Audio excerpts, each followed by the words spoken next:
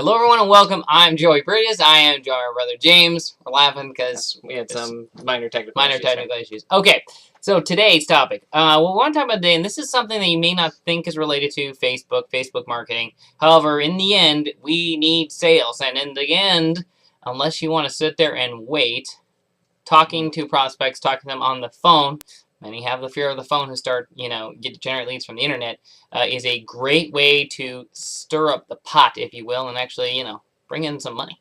And now, I think one of the challenges, and I was on the phone with someone, and she's like, well, but people have to like you in order for them to do business with you. Now, she wasn't referring to the Facebook like button, which obviously, hey, that's can be the start of a relationship. She meant people had to physically like her in order to do business with her. And to which my question was, hey, do you love your doctor or love your lawyer?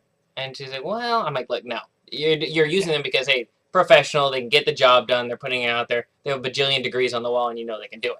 Don't have to like you, just have to understand, hey, why they're using you. It's about, I like to say, it's about getting some respect. And if you don't, and by the way, when you act like you need the deal, you do not get it. And some may not know James's story, okay? So many people know us from, hey, you guys do Facebook stuff. That's what most people know us for, our Facebook marketing.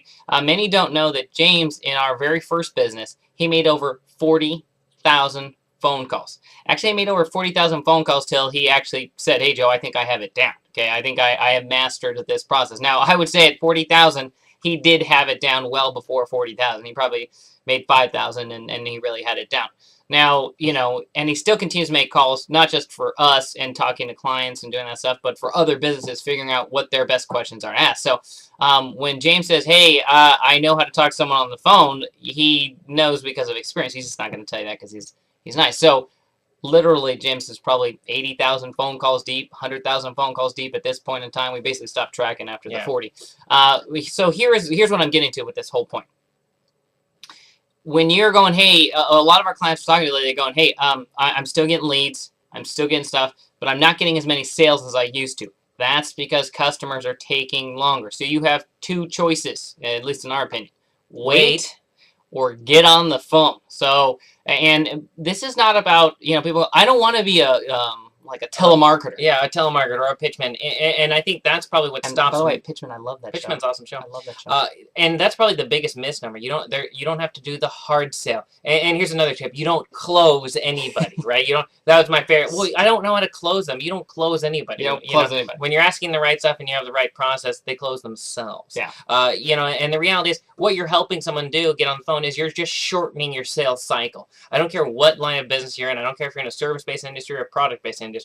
It works both ways. It works both ways. B2B, don't do one business is totally different. My business is totally different. Yeah. You can shorten your sales cycle down dramatically when you get someone on the phone because you can have a different dialogue. Remember, they've probably received an email from you. They've probably looked at your website or your fan page.